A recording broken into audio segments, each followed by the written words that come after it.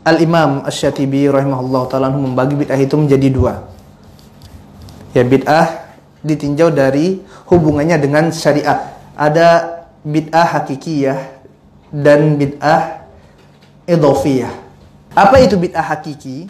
Bid'ah hakikiyah adalah bid'ah dalam syariat Allah Taala ini yang sama sekali tidak ada dalil, baik itu dari Al-Quranul Karim, tidak pula ada dalil dari hadis Nabi yang mulia sallallahu alaihi wasallam. Sama sekali tidak ada sisi pendalilannya. Begitu juga tidak ada dari ijma', tidak ada dari istidlal yang mu'tabar menurut para ulama. Sama sekali tak ada landasannya. Ini bid'ah hakikiyah. Contohnya walimah kematian. Ya, hari ke-7, 40, 100. Ini tidak ada dalilnya satu pun dari Al-Quranul Karim, dari hadis Nabi, dari ijma' para sahabat. Ya, ini tidak ada. Tidak ada hadis Nabi mengatakan apabila salah seorang dari kalian meninggal maka kumpul-kumpullah untuk makan-makan pada hari ke-3, hari ke-7. Ada tidak? Kalau ada silakan dibawakan. Hadis yang sahih tentunya. Tidak ada jamaah yang Allah Subhanahu wa ta'ala. Ini namanya bid'ah hakikiyah. Kemudian yang kedua adalah bid'ah idhofiyah. Dan bid'ah idhofiyah, jamaah yang dimuliakan Allah Subhanahu wa ta'ala, ini memiliki dua unsur. Yang pertama adalah dia ada dalilnya. Unsur yang pertama, bid'ah idhofiyah, ini dia ada dalilnya. Kemudian unsur yang kedua, dia sama sekali tidak ada kaitannya, persis seperti bid'ah hakikiyah. Jadi di sini jamaah yang dimuliakan Allah Subhanahu wa ta'ala, bid'ah idhofiyah adalah bid'ah yang asal usulnya merupakan sesuatu yang dianjurkan dalam syariat yang mulia ini. Yang mana sebagaimana kita katakan ini adalah unsur yang pertama tadi. Dia ada dalilnya.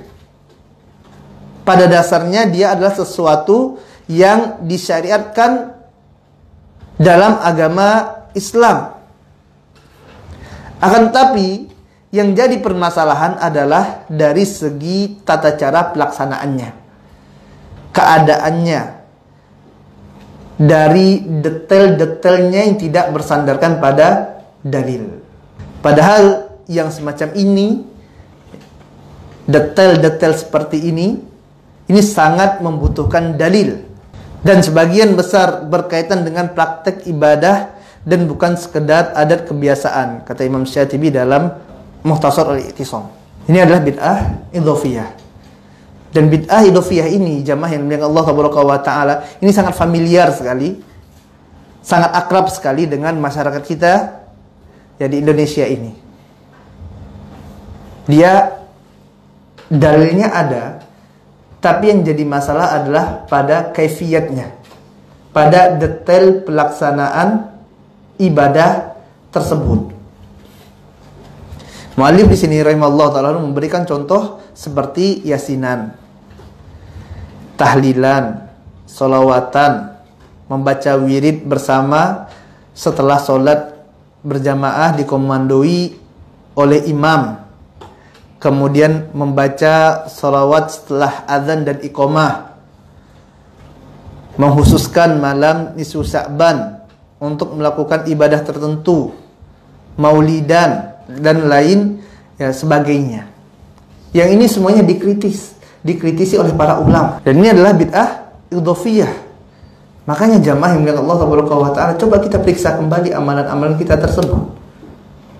Sekali lagi kita sampaikan bahwasanya ya sewaktu kaum muslimin, saudara kita mengingatkan dengan perkara-perkara seperti ini, maka hendaklah kita husnuzon. Ya, kita yang pertama adalah husnuzon terlebih dahulu. Oh, ini jangan-jangan ini adalah jalan yang Allah Subhanahu wa ta'ala berikan kepada kita untuk mengetahui kebenaran. Kita husnuzon, kita cek tuh kitab-kitabnya para ulama. Benar enggak ya yang disampaikan? Jangan sewaktu disampaikan hal-hal seperti ini bawaannya sensitif terlebih dahulu, kebencian terlebih dahulu, maka yang sepertinya akan susah sekali untuk mendapatkan kebenaran. Ya kita dapat sebenarnya kita berdoa kepada Allah Taala, ya Allah kalau misalnya ini benar tolong berikan kepada saya petunjukmu ya Allah. Ya kita tidak ingin salah tentunya dalam beragama. Kita ingin benar. Kita ingin mengikuti agama Islam yang diajarkan oleh Muhammad SAW. Kita ingin Islam yang murni, sebagaimana ada pada masa Nabi yang mulia SAW, yang dengannya akan menjadikan kaum muslimin ini menjadi mulia. Bahkan di sini jamaah yang Allah Taala, mayoritas dari kebid'ahan yang ada, ya, mayoritas dari bid'ah yang tersebar di masyarakat itu adalah dari bid'ah idhofiyah. Dari bid'ah idhofiyah. Akan tetapi meskipun tadi dia adalah bid'ah idhofiyah, ya bahaya yang ditimbulkannya pun tidaklah lebih kecil dari bid'ah hakikiyah tadi. Bahkan bid'ah idhofiyah ini bisa lebih besar. Kenapa? Karena sepintas orang memandangnya ini adalah taqarrub ilallah, mendekatkan diri kepada Allah Taala. Orang memandangnya ini adalah suatu ketakwaan, ini ibadah, sehingga menjadikan banyak orang yang keliru dengan penampilan luarnya.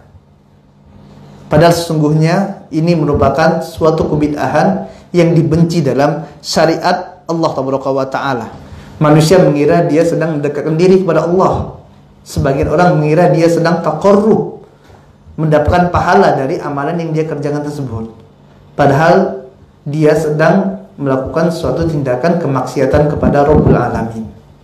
Makanya kita katakan tadi, ya bid'ah idhofiyah ini yang bahaya. Bahkan sebagian ulama mengatakan bahwasanya ya iblis laknatullah alaihi ini lebih cinta kepada bid'ah seperti ini daripada maksiat. Kenapa? Sebabnya karena kalau maksiat, jamaah yang Allah Taala, orang melakukannya, dia terkadang pulang menyesal, merasa ya Allah saya salah. Jauh dalam lubuk hatinya dia mengakui bahwasanya apa yang dia kerjakan itu keliru. Makanya tidak sedikit orang yang melakukan kemaksiatan itu bertobat kepada Allah Taala. Siang maksiat, malamnya dia tobat kepada Allah Taala. Kenapa? Karena dia sadar bahwasanya yang dia lakukan ini adalah suatu kesalahan. Berbeda hanya dengan bid'ah idhofiyah ini. Dia tidak sadar bahwasanya dia sedang berada dalam kesalahan. Dia kira ini adalah sesuatu yang mendekatkan dia kepada Allah Taala. Dia sangka dengan melakukan hal yang seperti ini, dia menunjukkan rasa cintanya kepada Nabi yang mulia SAW, menunjukkan bahwasanya dia adalah orang-orang yang ingin benar-benar beribadah kepada Allah. Padahal ternyata yang dilakukannya adalah suatu kemaksiatan. Hakikat dari apa yang dia kerjakan tersebut adalah kebid'ahan yang sangat ditentang oleh Nabi yang mulia SAW. Makanya kata-kata ini bahaya, bid'ah idhofiyah tersebut. Dan sebab munculnya bid'ah idhofiyah ini, jamaah yang dimuliakan Allah Taala, barakallahu ya wa fikum, semoga Allah memberkahi ana dan antum semuanya, dan semoga Allah Taala memberikan hidayah kepada ana dan kepada antum semuanya. Di antara sebabnya muncul bid'ah idhofiyah ini adalah karena mereka mengkhususkan sesuatu yang umum. Baik yang dikhususkan itu tempatnya kah, waktunya kah, atau amalan tertentu. Dan ini nanti ada dalam pembahasan usul fikih ya, insyaallah yang ikut belajar usul fikih nanti ada namanya nanti bab taksis. Ada bab taksis. Yang namanya taksis itu apa? Pengkhususan. Pengkhususan pada suatu lafaz yang dia nanti dibatasi dengan ya orang tertentu, tempat tertentu, waktu tertentu. Ini namanya taksis. Dan dalam bab ini, bab taksis nanti ada yang namanya al-mukhassis. Al-mukhassis itu siapa? Yaitu orang atau seseorang yang membuat pengkhususan tersebut. Ini namanya al-mukhassis. Contoh misalnya anak katakan, tolong semua tulab dan tolibat berdiri kecuali Renaldi. Ini adalah pengkhususan. Ini taksis, ini pengkhususan. Siapa al-mukhassisnya? Ana al-mukhassisnya. Ya, saya sebagai al-mukhassis. Apa al-mukhassis tadi? orang yang membuat pengkhususan. Dan dalam syariat yang mulia ini, dalam syariat Islam, al-mukhassis adalah Allah Ta'ala. Zat yang membuat pengkhususan adalah Allah Ta'ala. Artinya tidak ada takhsis kecuali dengan izin Allah Ta'ala. Artinya tidak ada takhsis, tidak ada pengkhususan dari sesuatu yang umum kecuali dengan izin Rabbul Alamin. Kenapa? Karena al-mukhassisnya Allah. Yang khususkannya hanyalah Allah Ta'ala. Oleh sebab itu, apabila kita dapati suatu pengkhususan dari dalil yang umum, ada dalil umum, kemudian dikhususkan oleh seseorang, maka ini adalah sesuatu yang keliru. Inilah sesuatu yang tercela. Kenapa? Karena dia tidak berhak untuk mengkhususkan hal tersebut, mengkhususkan ibadah tersebut. Kenapa? Karena al-mukhassisnya adalah Allah, bukan ustadz, bukan kiai, bukan habib, bukan syekh. Ya, akan tapi al-mukhassisnya adalah Allah Ta'ala. Contoh misalnya, Salat ini disyariatkan tidak? Disyariatkan. Namun apabila salat tadi ingin dikhususkan, maka ini butuh dalil, butuh pengkhususan dari Allah Ta'ala. Contohnya, mau mengkhususkan salat pada waktu duha, ada dalilnya tidak? Ada dalilnya, maka ini diperbolehkan.